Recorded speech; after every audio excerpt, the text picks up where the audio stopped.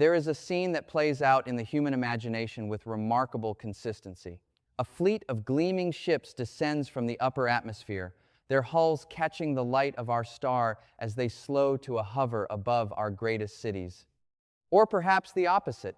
A lone vessel lands gently in an open field, and from its hatch emerges a silhouette that is almost, but not quite, human. There are outstretched hands, or tentacles, or some limb evolution found useful under a foreign sky. There is recognition, there is drama, there is meaning that fits neatly into the architecture of human narrative. I want you to release that image entirely, not because it is too grand, but because it is far too small. The version of first contact that science fiction has handed us is a projection. It is what our nervous systems, carved over millions of years to navigate the social dynamics of one particular primate species on one particular rocky world, are capable of conceiving. We imagine beings who want things we can recognize, beings who move through time at a rate we can relate to, beings who communicate in packets of information our sensory organs were designed to detect. And therein lies the first and most fundamental error in the way we think about this subject. We have not been imagining alien intelligence. We have been imagining ourselves, painted in a slightly different color, placed against a slightly more dramatic backdrop. Consider an analogy. Imagine a strand of glowing light, gossamer thin, roughly 100 atoms across, drifting slowly into the interior of a vast and ancient cosmic archive. This archive is not a building. It is a structure of compressed stellar material several light seconds across, threaded with pulsing energy matrices that have been cycling through their autonomous operational routines for longer than our sun has existed. The strand of light drifts past enormous field fluctuations, past interference patterns generated by forces we do not have symbols for, past information processing happening in regimes of energy and geometry that simply do not map onto anything. The fragile thread of light has the physical capacity to register. The archive does not hate the strand. It does not notice it.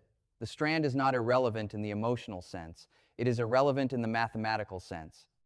The systemic output of that colossal automated structure does not include a variable for what the strand perceives, needs, or is.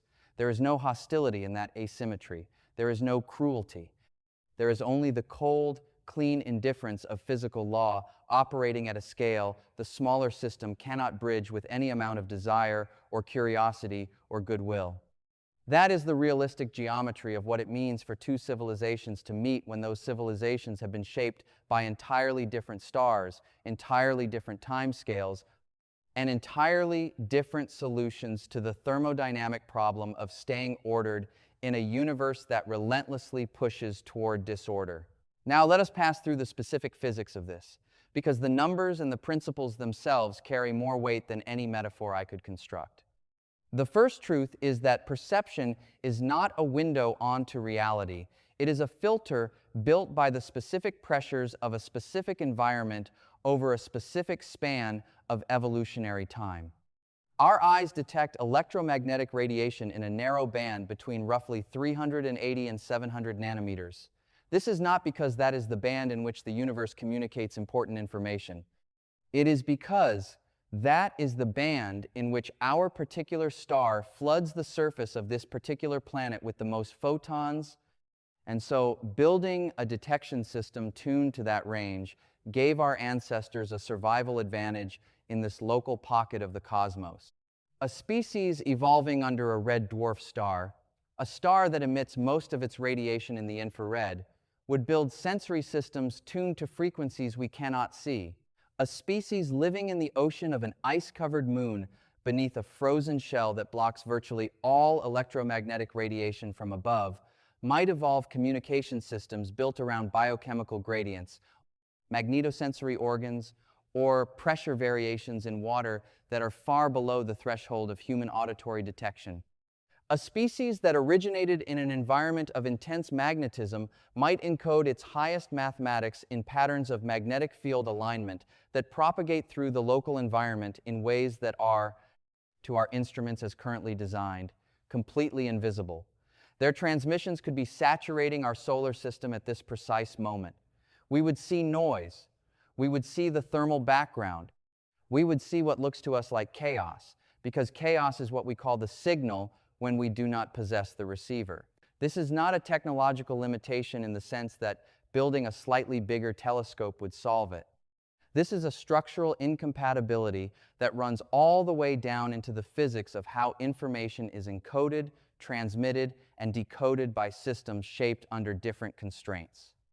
We might stare at a transmission containing everything they have learned about the universe for the entirety of their civilization and see nothing but the cold, microwave background, which is itself an echo of the universe's own ancient past. The second truth is that the universe enforces a speed limit, and that speed limit turns any interstellar conversation into a monologue stretched across generations. Light travels at approximately 299,792 kilometers per second. This is not a technological barrier waiting to be bypassed by cleverness. It is a fundamental structural feature of space-time itself, a constraint baked into the geometry of the universe at levels far deeper than engineering can reach. The nearest star system to our own, a small collection of stars called Alpha Centauri, is over 4 light-years away. A signal sent from a civilization orbiting that system would take over 4 years to reach us, even if it traveled at the maximum speed the universe permits. But the civilizations we are most likely to detect, if we detect anything at all, are not in our stellar backyard. The galaxy contains roughly 300 billion stars spread across a disk approximately 100,000 light-years in diameter. When we think about contact with a civilization somewhere in that structure, we are talking about signals that might take thousands or tens of thousands or hundreds of thousands of years to arrive. What we would capture is not a communication in any conversational sense. What we would capture is a relic. A fossil of a signal, an ancient pulse of organized energy that left its source long before our civilization developed writing, before our ancestors crossed land bridges between continents, before the last ice age reshaped our geography.